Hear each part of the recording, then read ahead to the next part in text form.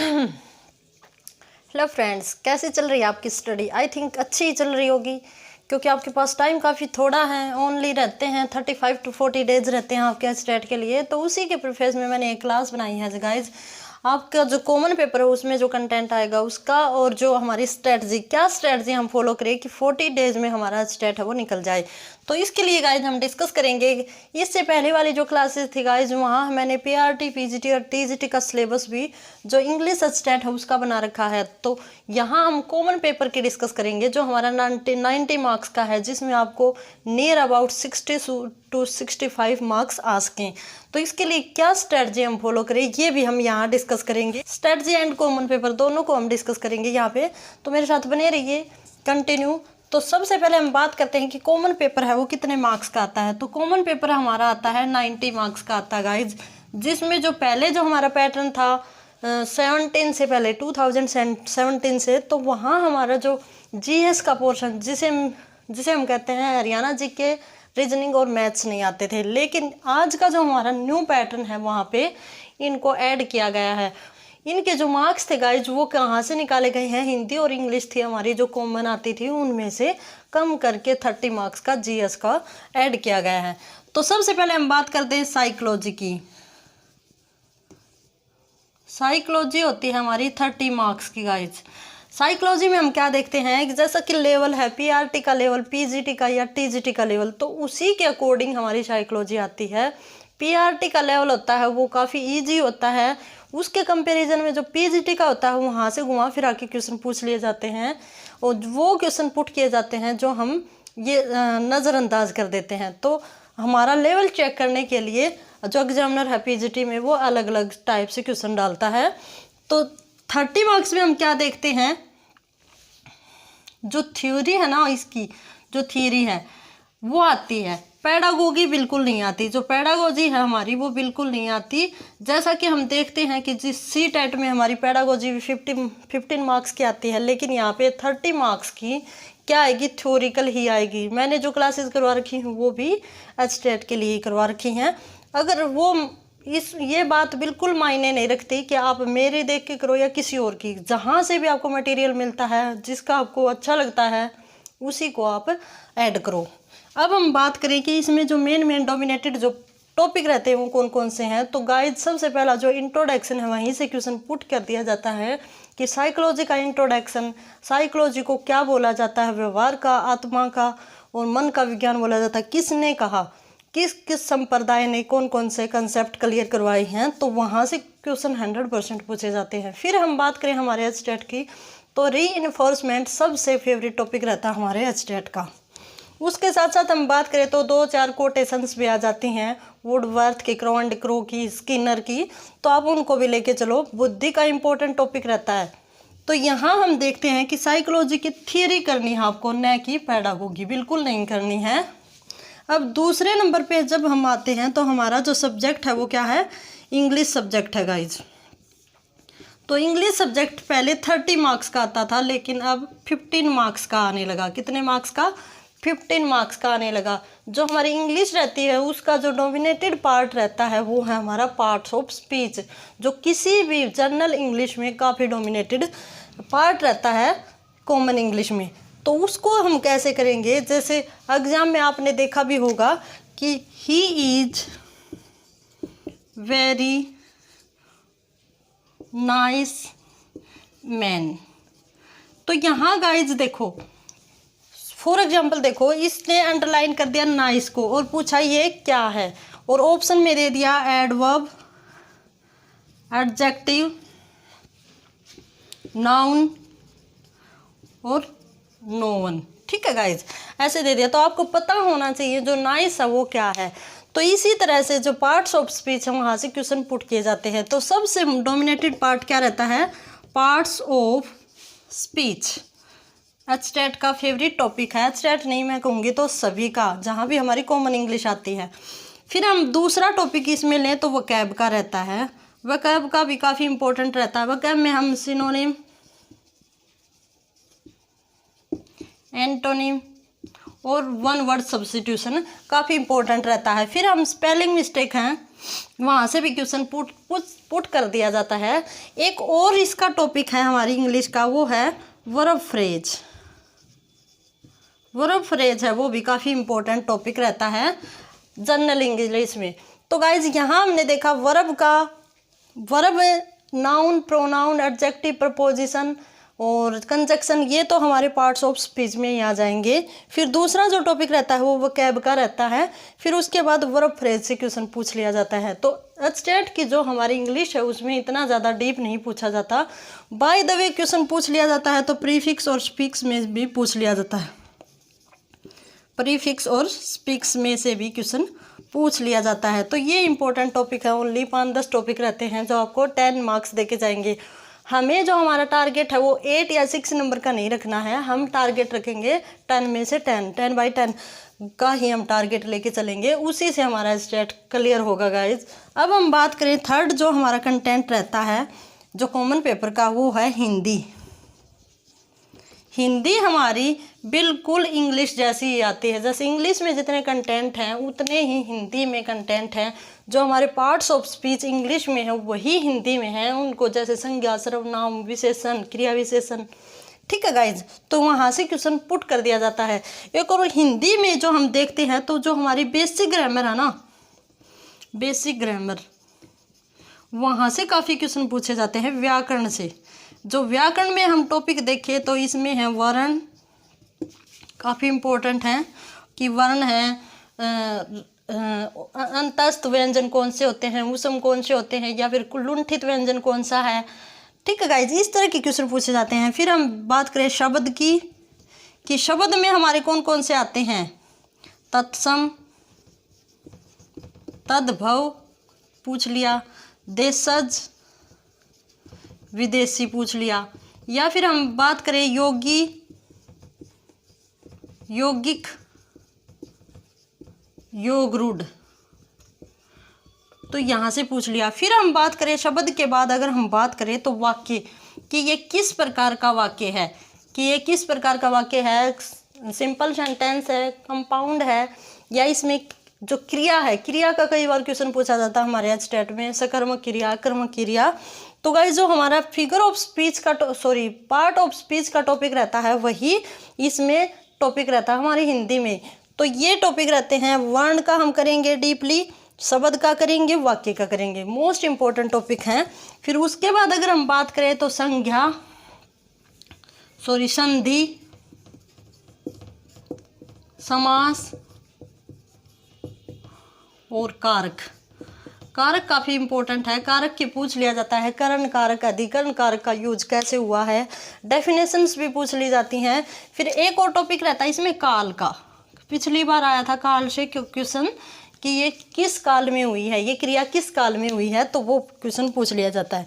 तो गाइज हमारे जो हिंदी है वो इतनी ज़्यादा हाई लेवल की नहीं आएगी, पीआरटी में तो काफ़ी इजी लेवल की आएगी, लेकिन जैसे ही इसका लेवल बढ़ता जाता है टीजीटी पीजीटी, तो वहाँ हमारी हिंदी है वो इन कंपैरिजन ऑफ इंग्लिश काफ़ी टफ होती जाती है। तो ये टॉपिक आपको बहुत अच्छे से करने हैं गाइज। अब आगे हम चलते हैं तो हम देखते हैं जीएस का टॉपिक करेंगे गाइज। ये टॉपिक भी आप कर लोगे, ये सब टॉपिक, तो भी आपका जो है स्टेट है वो 100+ मार्क्स से क्लियर होगा गाइज। इन टॉपिक्स को फॉलो करोगे तो भी। अब जो हमारा फोर्थ जो टॉपिक रहता है वो क्या है, जीएस का। उसको जीएस कंबाइन जीएस बोला गया है, जिसमें हमारा क्या क्या रहता है, हरियाणा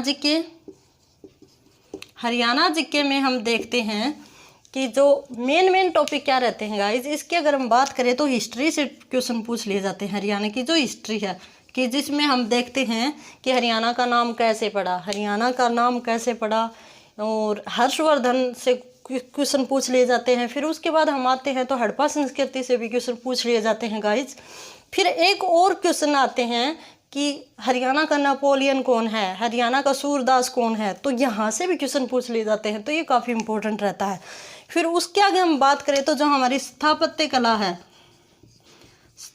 कला है जिसमें क्या क्या आते हैं, स्थापत्य कला में मंदिर, मस्जिद, ये आते हैं, तो उनके बारे में भी पूछ लिया जाता है कि फलाना मंदिर किसने बनवाया और यहाँ कब बना और कौन से डिस्ट्रिक्ट में पड़ता है। तो ये भी इम्पोर्टेंट टॉपिक है। फिर उसके आगे हम चले तो हमारे जो अभ्यारण्य हैं, अभ्यारण्य नेशनल पार्क हैं, वहाँ से क्वेश्चन पुट कर दिया जाता है कि ये किसके नाम पे पड़ा, कब बनवा था और इसमें किस प्रकार के जीव जंतु पाए जाते हैं। तो ये क्वेश्चन पूछ लिए जाते हैं। फिर उसके आगे हम बात करें तो हमारी जो पोल साइंस है, पोल साइंस है, वहाँ से भी क्वेश्चन पुट कर दिए जाते हैं जो करंट में भी आते हैं। जैसे करंट में क्या आता है कि करंट में अब हमारे जो पिछले ईयर जो इलेक्शन हुए थे तो उनमें कौन सा मंत्री को क्या पद मिला है, तो ये क्वेश्चन पूछ लिए जाते हैं। फिर इसके साथ साथ कौन सी नई योजनाएं शुरू की गई थी। अब अगर हम करंट की बात करते हैं तो यहाँ पे ये भी पूछ लिया जाता है कि नोबेल प्राइज़ के बारे में पूछ लिया। अगर थोड़ी बहुत नेशनल जीके को भी ऐड कर देते हैं कई बार, कोई भी, जैसे अब कोरोना महामारी आई थी, आई थिंक हो सकता है वहाँ से भी एक आधे क्वेश्चन आ जाए।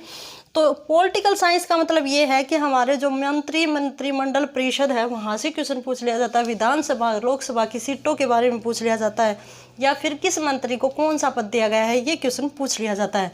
तो हमारी जो हरियाणा जीके है गाइज, वो भी काफ़ी इंपॉर्टेंट रोल प्ले करती है। 10 मार्क्स की आती है हमारी हरियाणा जीके। कितने मार्क्स की? 10 मार्क्स की आती है, जो काफ़ी इंपॉर्टेंट रहती है। अभ्यारण्य, नेशनल पार्क, मंदिर, मस्जिद, मेले, हरियाणवी कल्चर पूछ लिया जाता है।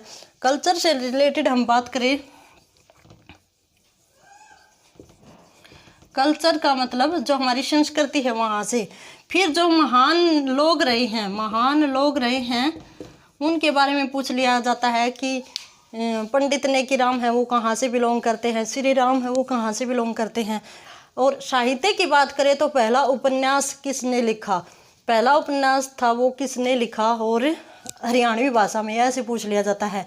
फिर अगर हम बात करें तो हरियाणा कब बना, हरियाणा में कितने डिस्ट्रिक्ट हैं, हरियाणा का कौन सा डिस्ट्रिक्ट कब बना, यहाँ से भी क्वेश्चन पूछ लिए जाते हैं गाइज। तो भौगोलिकता की बात करें तो हरियाणा का सबसे छोटा नगर, सबसे स्टैटिक जिले है, वहाँ से भी क्वेश्चन काफ़ी आते हैं कि हरियाणा का लिंग अनुपात कितना है, हरियाणा के किस स्टेट में कितनी जनसंख्या है, हरियाणा में मतलब साक्षरता लिटरेसी रेट है वो क्या है। तो यहाँ से क्वेश्चन पूछ लिया जाता है। तो गाइज इन टॉपिक्स को, ये बेसिक टॉपिक रहते हैं हमारी हरियाणा जीके की, तो मस्ट है इनको करना। अब हम चलते हैं 5th नंबर के ऊपर, तो वो है हमारी रीजनिंग। रीजनिंग के जो मोस्ट इम्पोर्टेंट टॉपिक रहते हैं उनकी हम बात करें स्टेट के फेवरेट, तो उनमें आते हैं हमारे अल्फ़ाबेट मोस्ट इम्पोर्टेंट टॉपिक रहता है। नंबर सिस्टम के बाद अगर हम बात करें तो फिर हमारा आता है ब्लड रिलेशन के बाद हम बात करें तो हमारा आता है एज, कोडिंग, डिकोडिंग।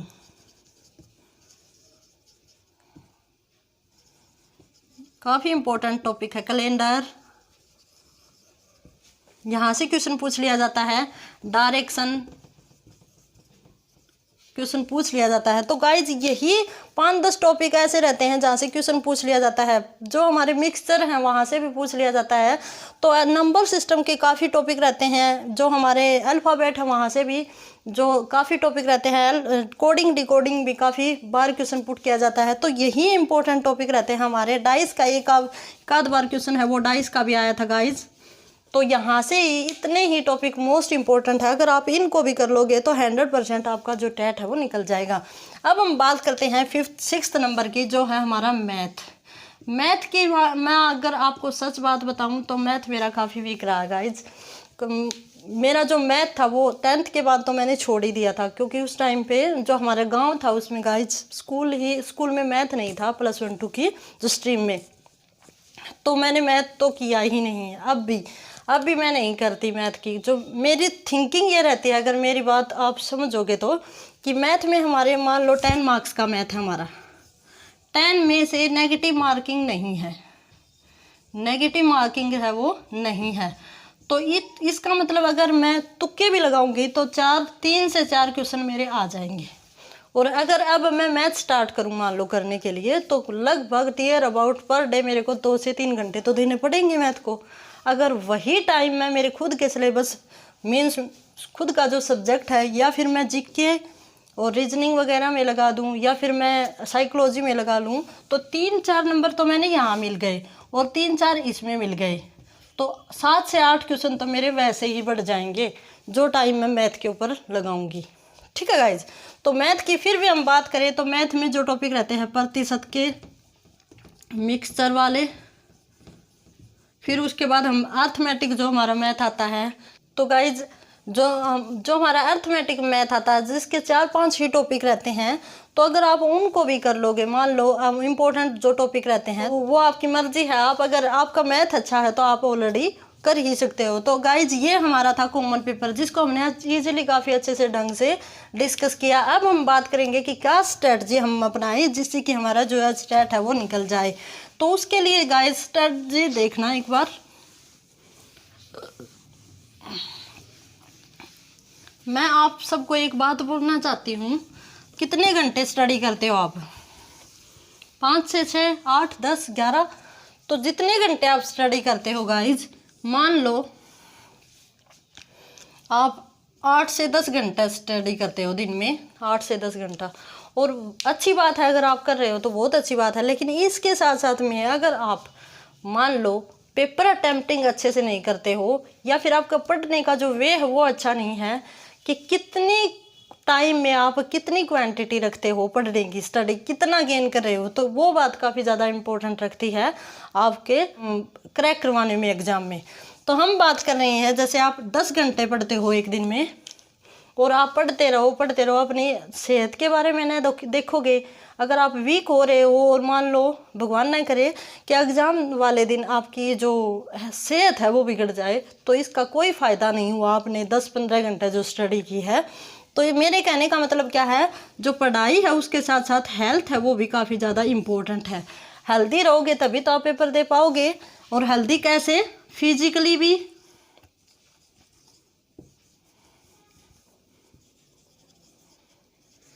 और मेंटली भी, मेंटली भी। अगर आप दोनों मन से भी और तन से भी फिट हो तभी तो आप पेपर दे पाओगे। तो सबसे पहला जो स्टेप है वो है हमारा हेल्थ ही है, कि आपको हेल्दी रहना है। दूसरा जो स्टेप है हमारा पेपर अटेम्प्ट करने के लिए,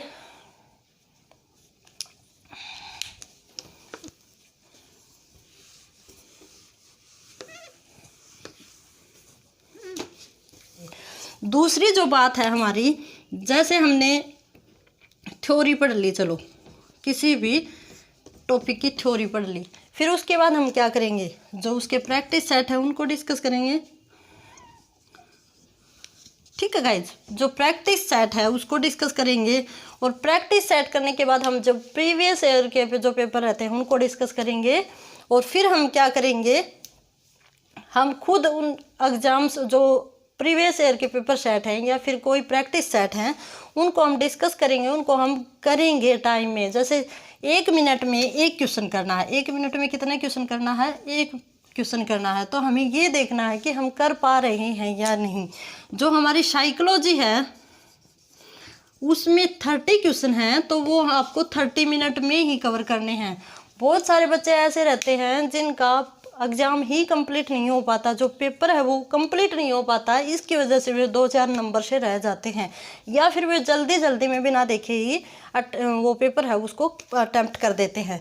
तो आपको ये ध्यान रखना है टाइम का। बेसिकली सबसे ज़्यादा जो ध्यान रखता है पेपर अटेम्प्ट करने में वो टाइम का ही रखना है, कि आप कितनी देर में कितने क्वेश्चंस कर रहे हो। दूसरी बात ये है, जो टॉपिक आपको सबसे अच्छा, मान लो आपको अपना सब्जेक्ट बहुत अच्छा आ रहा है, जो सब्जेक्ट है वो, तो सबसे पहले हम 90 मार्क्स को छोड़ देंगे और कहाँ जाएंगे, 60 मार्क्स के सब्जेक्ट के ऊपर। वहाँ हमने सब्जेक्ट किया, फिर उसके बाद मान लो आपको साइकोलॉजी अच्छे से आ रही है तो 30 मार्क्स की आप साइकोलॉजी करोगे। एक क्वेश्चन अगर आपको नहीं आता, मान लो बाई चांस आपको एक क्वेश्चन नहीं आ रहा, तो आप ऐसा नहीं कि उसी के ऊपर बैठे रहोगे, उसको छोड़ो और आगे चलो। फिर आपका जब माइंड शांत होता है फिर उसके ऊपर आओ, जब आप जो आते हैं उन क्वेश्चंस के करने के बाद सॉरी।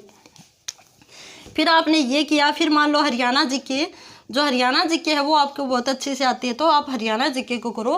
कहने का मतलब ये है गाइज, जब तक आपके जो पेपर में जो आपको आते हैं वो क्वेश्चंस नहीं करते, उससे पहले आप जो क्वेश्चंस नहीं आते उनको डिस्कस मत करो, उसको निकाल के मत देखो, क्योंकि अगर आप उस क्वेश्चंस के ऊपर रहोगे तो आपको जो आता है वो भी छूट जाएगा, और इसी से 2-4 नंबर का हेर फेर पड़ता है। कई बच्चे ऐसे होते हैं हर साल 2-4 क्वेश्चंस के हेर फेर से रहते हैं। क्यों रहते हैं वे? क्योंकि उनका अटैम्प्ट करने का ढंग नहीं है उनके पास, उनको नॉलेज है बट वो पेपर अटैम्प्ट नहीं कर पाते। तो आपको सबसे पहले यही ध्यान रखना है कि आपको पेपर कैसे अटैम्प्ट करना है, टाइम का ध्यान रखना है, प्लस आपको क्या करना है, जो आता है वो पहले करना है, जो नहीं आता उसके ऊपर बाद में विचार करना है और फिर उसको डिस्कस करना है। तो ऐसे करोगे तो आपका 100% आपका जो पेपर है उसमें संतुष्टि भी होगी करने के बाद, और आप क्रैक भी कर पाओगे। तो ये गाइज हमारी स्ट्रेटजी रही है जो पेपर अटैम्प्ट करने की। तो काफ़ी मैंने आपको बहुत ही फॉर्मल वे से बताया है गाइज, और आपके लिए हेल्पफुल रहेगा। ये बातें होती हैं गाइज जो हम ध्यान भी नहीं रखते, आप पढ़ते रहते हो, 1 साल आपने मेहनत की, 2 साल मेहनत की, 3 साल की, और पेपर में आप बीमार होके पड़ गए तो पेपर कहाँ हुआ। कहने का मतलब ये है कि आपको पढ़ाई के साथ साथ अपने हेल्थ का भी ध्यान रखना है। फिर उसके बाद हमें पेपर कैसे अटैम्प्ट करना है इसका भी आपके पास बेसिक स्टेप होने चाहिए कि कैसे आप पेपर को हल करोगे। टाइम का ध्यान रखना है, फिर उसके साथ साथ क्वेश्चनिंग कैसे अटैम्प्ट करोगे वो भी देखना है। फिर उसके बाद आप क्या करोगे कि आपने जो क्वेश्चंस छोड़े हैं या फिर जो टॉपिक आपने छोड़ दिया, जो पोर्शन, जो पार्ट आपने छोड़ दिया आपके एग्जाम का, तो उसका रिवाइज करना है, फिर अटैम्प्ट करना है। तो ये भी अपनाओगे तो गाइज आप अच्छे तरह से आप अपने एग्जाम को क्रैक कर पाओगे। फिर भी अगर आपके पास कोई डाउट रहता है, कोई क्यूरी रहती है, तो आप कमेंट बॉक्स में डाल देना, मैं वहाँ पे चेक कर लूँगी। और इसी के साथ have a good day and best of luck for your HTET exam.